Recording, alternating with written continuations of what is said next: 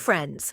This is the program Empire of Lies, where we discuss manipulation and disinformation in Russian media. When Europe is deprived of a role, what's behind the latest statements from Russian propaganda?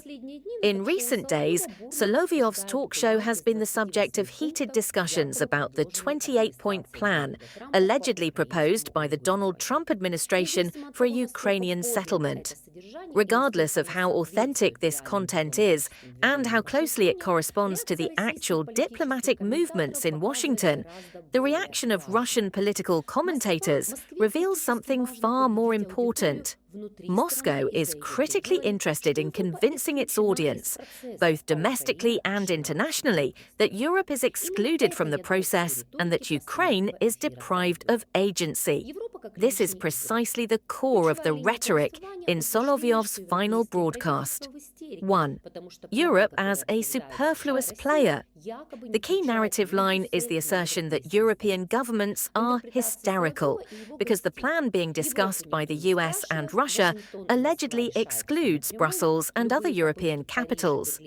According to Solovyov and his guests, no one asks Europe.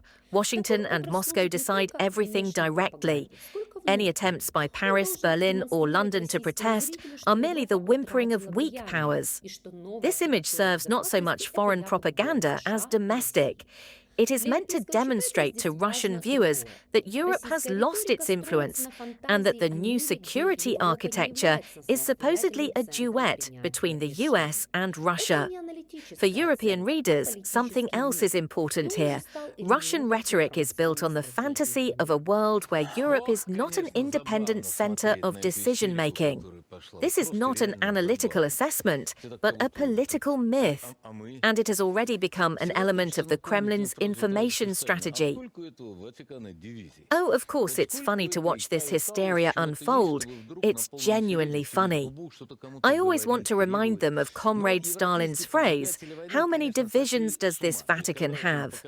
How much does this Kaya Kallas have that she can suddenly, in all seriousness, grimly, say something to someone, demand something?" But the European warmongers, of course, have gone mad. That is, when they were shown Trump's plan and they suddenly realized, A, that no one was asking them, B, that this plan, frankly, is Trump's, not ours, it's Trump's, and it came from America, and that when they say to Trump, "No, no, but now," and Trump says, "And who are you all together?"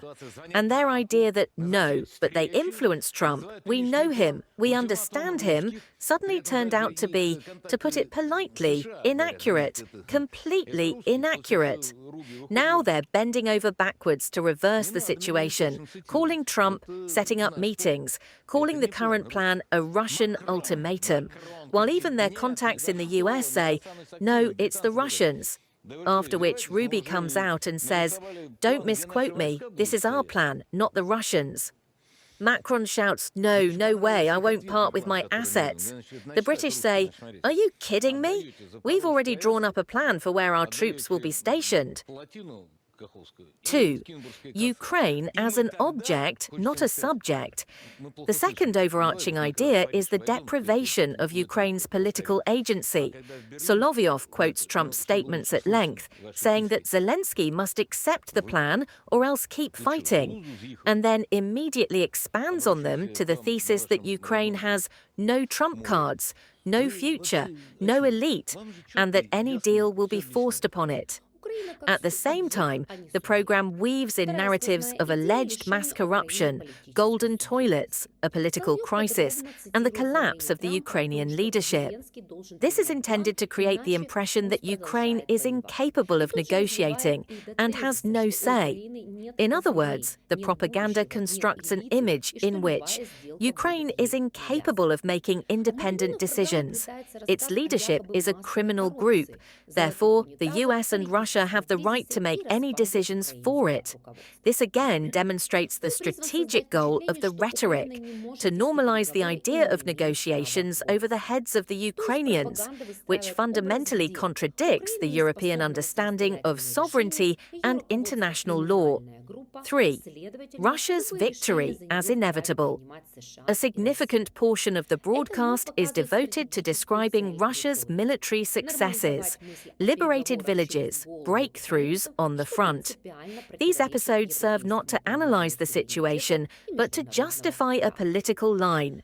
Since Russia is supposedly advancing, Ukraine must accept Trump's ultimatum. Thus, the propaganda construct is as follows. 1. Europe has no influence and is shouting into the void. 2. The US has proposed a plan. 3. Russia is fighting successfully. 4. Ukraine is in crisis. 5. Therefore, the plan must be accepted, and the sooner the better. 4.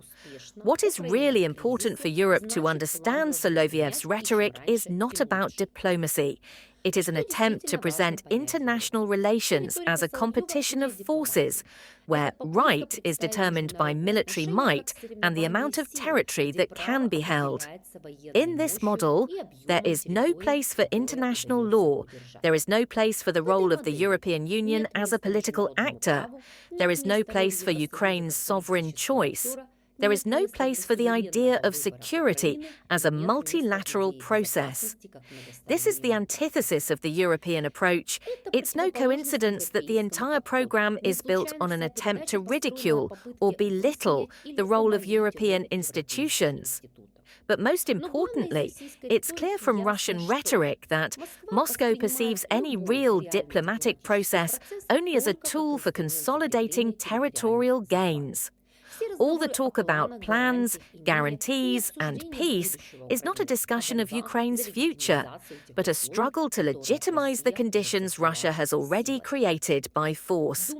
Think, analyze, draw conclusions, and don't be fooled. This was the program Empire of Lies.